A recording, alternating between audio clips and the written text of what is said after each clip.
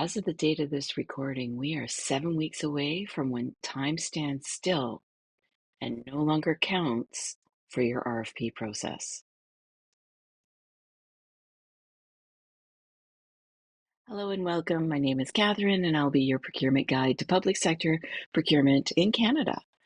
This channel is for those who are experienced and want to bounce ideas, answer questions, and for those new to the field who want to learn more on the practical side of procurement. This week, we are talking about the unwritten rule of the month of December.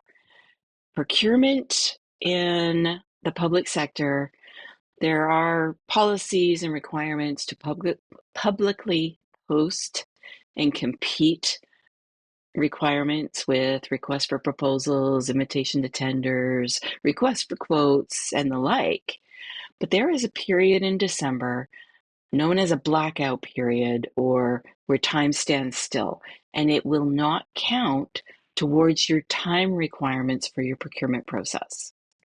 If you don't have your RFP ready within the next 2 weeks, it's going to be January before you actually start evaluating.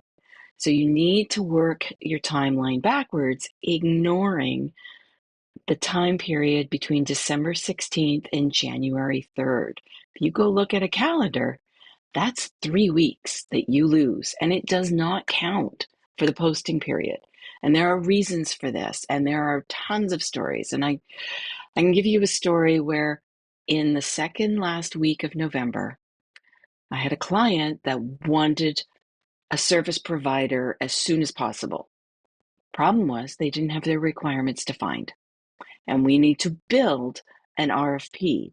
And they thought, oh yeah, we'll get it whipped together in a couple of weeks, we'll post it in December, close it, and we'll have somebody by January.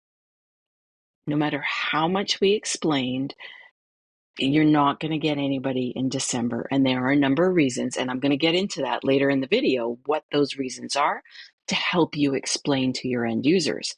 But we explained it, gave them the risk and consequences. They still wanted to proceed. So this request document was posted. It closed around middle of December. 0 responses. Nobody responded. So we had to repost this requirement in January.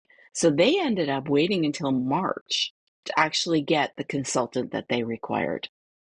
So what are some of the reasons why we don't post close in the month of December or within that blackout period? Number one, there are a ton of holidays that occur in the month of December. It doesn't matter what you celebrate, there are a number of people who take time off in December, or there are parties or celebrations, and organizations are down staff. So if they're down staff, things are not moving as quickly. Approvals don't occur as quickly. Organizations who have to draft proposals don't have the manpower to respond or follow what is being posted on the public RFP sites. Next, it's year end for some organizations as well. They have other priorities on their financial and accounting and reporting side, let alone have to divert what limited staff they have due to the holidays towards proposal writing on the off chance they'll get that work in the new year. They're going to focus on immediate customers, increasing sales quotas, whatever they need to do before their year end. Another reason is the month of December, because people are on holidays and it's so limited with the staffing, the majority of vendors out there believe you are posting just to meet a policy requirement and that you have an incumbent, and you're expecting it to fly under the radar because everybody's on holidays. So what message are you sending to people if you post an RFP in December, close it in December?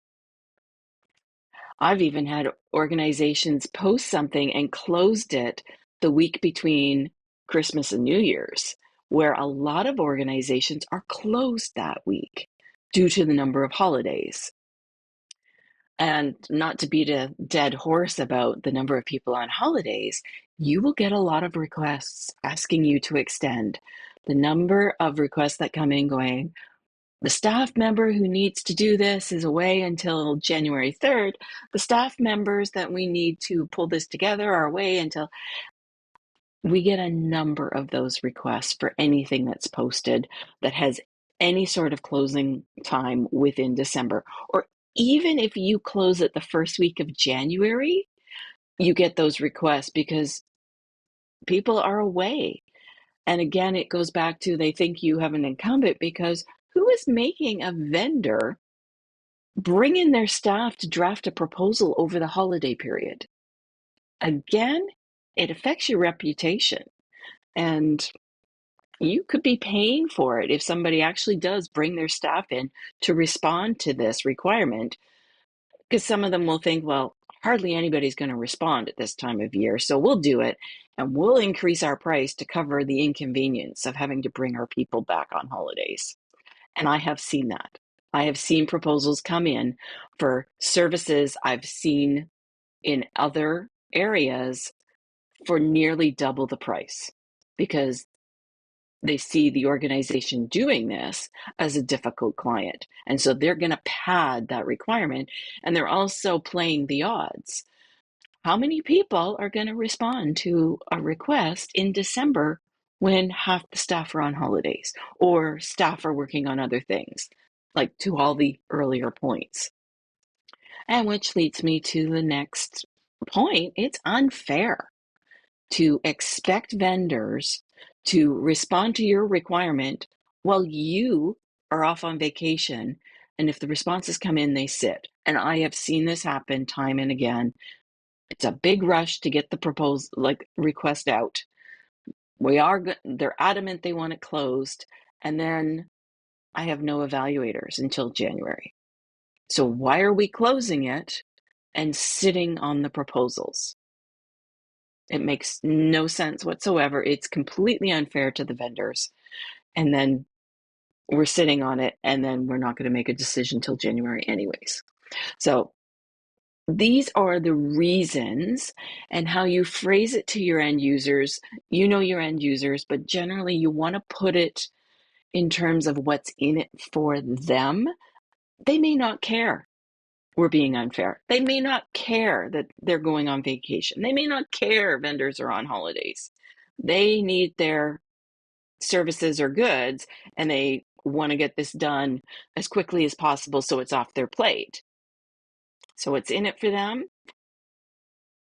If we do this, we may not get responses and have to repost, like my example from the beginning. If we do this, we may not get quality proposals because the people who need to put the information in are away. We may pay more because very few vendors are going to respond during this holiday period, and they are going to pad things because of the difficulty of pulling something together over the holiday period. So, to avoid this issue, if you know that there are services that we need in January or February, work your timeline backwards, ignoring that 2 to 3 week period in December, January, and figure out when, depending on the complexity of your request, figure out when should you have started drafting it and then posting it and closing and evaluating. Medium complexity requests are 3 months in timeline. 1 month to build it, 1 month to post it, 1 month to evaluate and finalize a contract. Those are general standards with the various public sector agencies that you can find on their websites. It's usually publicly available. Low complexity might compress that timeline. High complexity are, much longer than that. So that 3 week period, 2 to 3 week period, depending on when the holiday the stat holidays fall, time stands still and does not count in your process.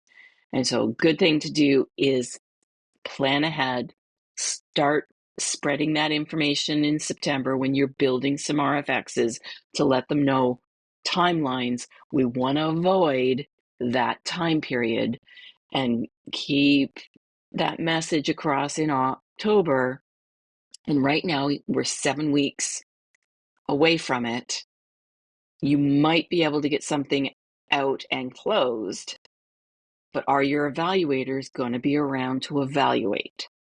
And if not, extend your closing time so that the vendors have more time and it's not just sitting around until your evaluators come back from holidays. I hope this helps. I'm kind of shifting things a little bit to be a little more targeted to procurement people, whether you're experienced or inexperienced, on knowing the reasons why behind some of the things we do, and then also how to message it to non-procurement people, because I think that might be the most difficult thing in our role, that we don't want to be policy police. We want to support our organization and keep them out of trouble. So, citing policies won't necessarily get you the outcomes we need.